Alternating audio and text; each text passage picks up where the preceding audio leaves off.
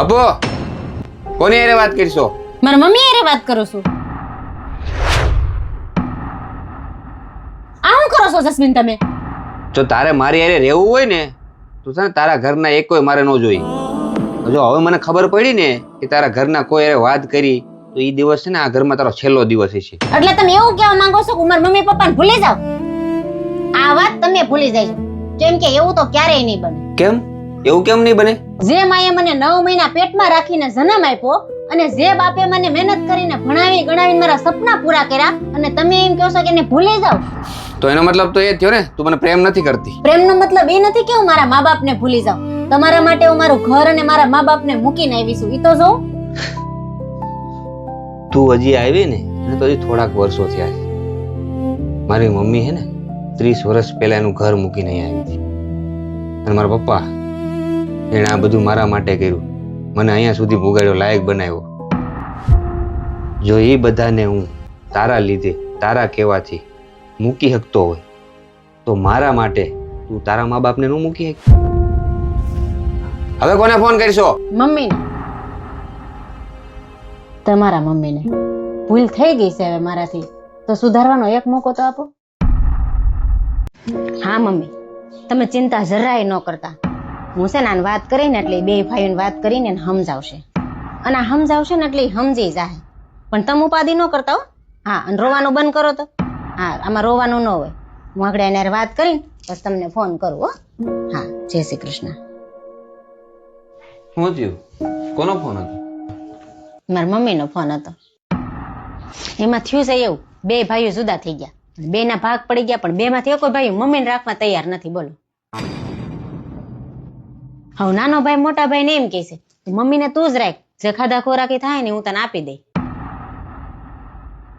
અને મોટો ભાઈ નાના ને એમ કહે છે મમ્મીને તો તારે જ રાખવા જોઈએ, મારી પાસે ટાઈમ નથી. હા, આમાં બિચારા મારા મમ્મીને શું સમજવાનું? એને તો હુડી વિશે હોપારી જેવું થઈ ગયું. બે માંથી એક કોઈ ભાઈ રાખવા તૈયાર નથી. બોલો, આવું થોડું હાલે? હા તો હું તો તમે બે ભાઈઓને સમજાવો. પણ હું કેમ સમજાવું? તમે બે થી મોટા છો અને તમે સમજાવશો ને તો એ સમજી જાય અને તમારા ફરજમાં ન આવે સમજાવવાનું કે આવું ન કરાય. હવે હું જ મારા મમ્મીને મારા ભેગા નથી રાખતો તારા લીધે, તો હું કયા મોઢે એને સમજાવું? અને તારા બે ભાઈઓની વાત એ સાચી જ છે.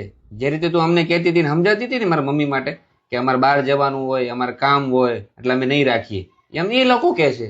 અને તારા નાના ભાઈની વાત સાચી છે, એ ખાધા ખોરાકી આપી દેશે. જેમ તે કીધું તું મારા મમ્મીને રાખવા માટે કે અમે નહીં રાખીએ, અમે ખાધા ખોરાકી આપી દેશું. અને તારા મોટા ભાઈની વાત એ સાચી છે. તારી જેમ એને કામ હોય, બહાર જવાનું હોય, એની પાસે ટાઈમ ન હોય.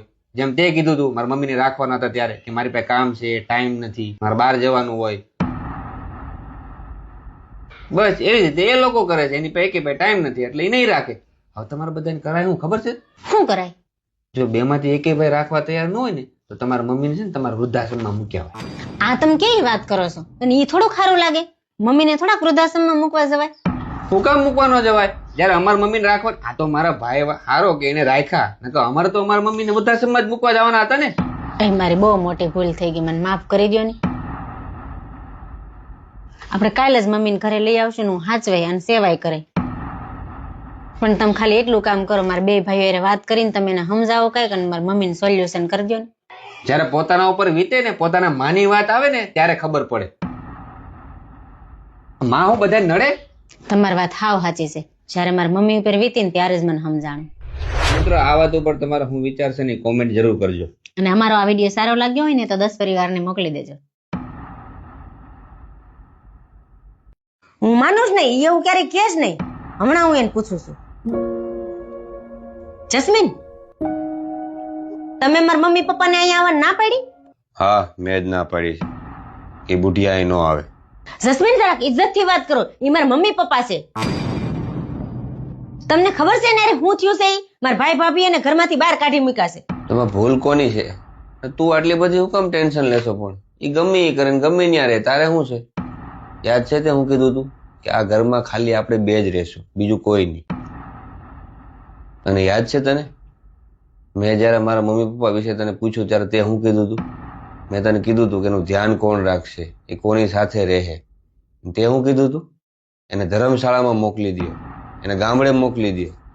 જસ્મીન એ વાત અલગ છે, મને એને હારે નહોતું ફાવતું એટલે મેં એને જવાનું કહી દીધું. જસ્મીન તમે જરાક તો વિચાર કરો, આ મારા મમ્મી પપ્પા છે, એને મને મોટી કરી, ભણાવી ગણાવી, તો મારી ફરજ બને છે કે એના ખરાબ સમયમાં હું એનો સાથ આપું. જેમ તારા મમ્મી પપ્પાએ તને ઉછેરીને મોટી કરી, ભણાવી ગણાવી, એમ મારા મમ્મી પપ્પાએ પણ મને પ્રેમથી ઉછેરીને મોટો કર્યો, ભણાવ્યો ગણાવ્યો અને લાયક બનાવ્યો. પણ તારા કહેવાથી મેં એને ગામડે મોકલી દીધા, મારાથી અલગ કરી દીધા. સાચી વાત છે તમારી. જયારે પોતાના ઉપર વીતે ને ત્યારે જ ખબર પડે કે મેં તમને કેટલી તકલીફ આપી. જસુ, હું તમને હાથ જોડીને વિનંતી કરું છું, મારા મમ્મી પપ્પાને બોલાવી લ્યો. એ આવી હાલતમાં ક્યાં જાય, કોની પાસે રહે? ઓય સાંભળી લ્યો, હવે હું તમારા મા બાપની સેવા નહીં કરું. પણ થયું હું ઈ તો કે. મેં તમારી હારે લગ્ન કર્યા છે, તમારા મા બાપ હારે નહીં. અને હું આખા ઘરની ગુલામી કરવા નથી આવી અહીંયા. વાહ આપુ વાહ, સાસુ સસરાની આ મિલકત તમારે બધાને જોઈએ છે, પણ સાસુ સસરા નથી જોતા. સાસુ સસરાના આ ઘરમાં તમારે રહેવું છે, પણ સાસુ સસરાને ઘરમાં નથી રાખવા. સાસુ સસરા તમારા છોકરાને રાખે એ ચાલે, પણ સાસુ સસરાને તમારે નથી રાખવા. વાહ, તમારે બધા એસો આરામ તો કરવા છે, પણ સાસુ સસરાની સેવા નથી થતી તમારાથી. તો તું એક કામ કર, તું તારા ભાઈ ત્યાં જતી રહે અને કે તારા ભાઈને કે એની પત્નીની સેવા કરે અને એના મા બાપને ઘરમાંથી કાઢી મૂકે. તું કયા કહીશ એવું? અને જો એ એવું કરશે ને તો તું પણ જે કહીને હું કરવા તૈયાર છું. જા.